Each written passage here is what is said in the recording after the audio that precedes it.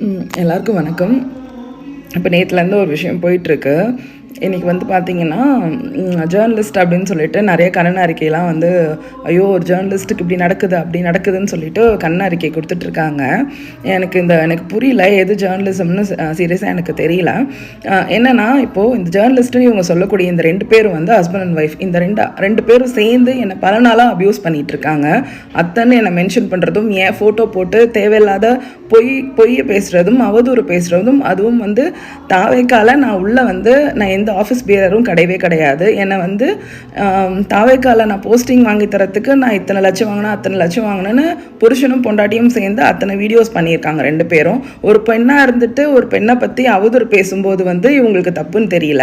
இன்றைக்கி வந்து அவங்களுக்கு ஒரு பப்ளிக்லேருந்து அவுட்ரேஜ் வரும்போது வந்து இவங்களுக்கு ரொம்ப வலிக்குது. என்னை வந்து இவங்க அப்யூஸ் பண்ணுறது இவங்க பப்ளிக்கும் கிடையாது. இவங்க வந்து ஆளுங்கட்சியோட ஆதரவில் இருந்துக்கிட்டு இருக்கக்கூடிய வந்து சோகால் ஜேர்னலிஸ்ட் தான் இவங்க வந்து அடுத்தவங்களை அப்யூஸ் பண்ணும்போது இவங்களுக்கு அவ்வளோ கூலாக இருக்குது, அவ்வளோ கரெக்டாக இருக்குது. அது தப்புன்னு சின்ன நெருடல் கூட கிடையாது.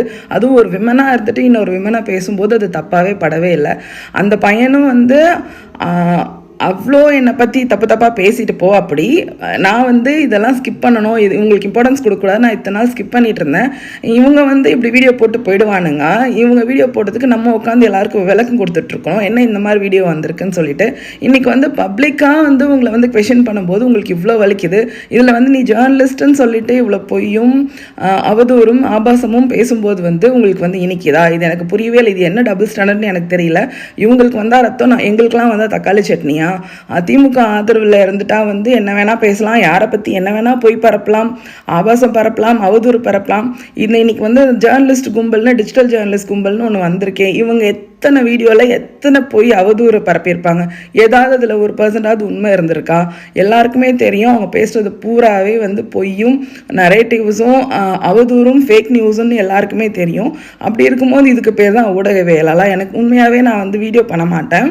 என்னென்னா, எனக்கு இப்போ இதை பார்த்துட்டு இன்றைக்கி வந்து ரொம்ப எனக்கு வேதனையாகவும் இருந்தது, எனக்கு ரொம்ப கோபமாகவும் இருந்தது. அதனால தான் இன்றைக்கி அத்தனை ட்வீட்டும் போட்டேன், இந்த வீடியோவும் நான் போடுறேன்.